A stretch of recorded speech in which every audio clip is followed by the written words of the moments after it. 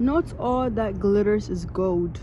We live in an era whereby everything looks good, everything is perfected, and people try so hard to print out a carbon copy of themselves in a version that they themselves know that it doesn't exist outside social media or outside the platform in which they have allowed themselves to be that way.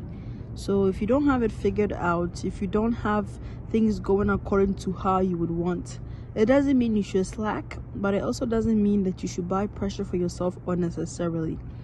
If we are going to be very real, the world that we live in is a world of constant change and impact. So you should find value in things that make you happy instead of things that make other people see you in a certain limelight.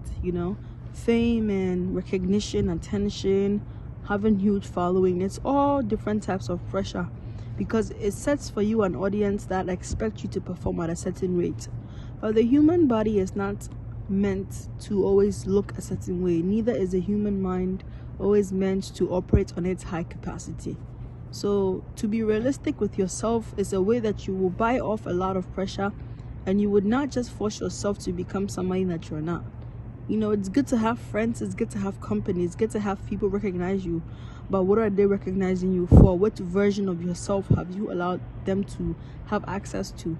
Because some versions of yourself you're supposed to keep to yourself. I see family members put a lot out there, and I'm not going against what they're doing, but I'm saying that if you're so open with private things, then what is the essence of privacy then? What is the essence of exclusivity? Being exclusive doesn't mean you're secretive. It just means that you want to keep under radar and cherish certain things in its own right, instead of having the world be pre-exposed to it. Imagine kids growing up, and since they were children, they've been everywhere on the internet, and they're not even allowed to have their own independent freedom from all of these things, because that's what their parents are about.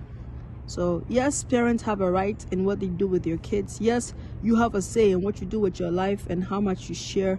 But remember, being open does not mean that you are so blunt. You can be blunt and also be low-key. You can be blunt and also keep things under guards, and never allow the pressure from outside to push you into becoming someone that you're not. It's very sad that some people play a role with social media, and when the curtains are drawn, they struggle with even more than they began when they were not really recognized. So fame and attention all have a price, and it's not always a demonic price. Sometimes it will just cost you your sanity, it will just cost you your peace of mind and your originality. So be original, be yourself. There's nothing wrong with being low-key. This is your number one inspirational Stacy.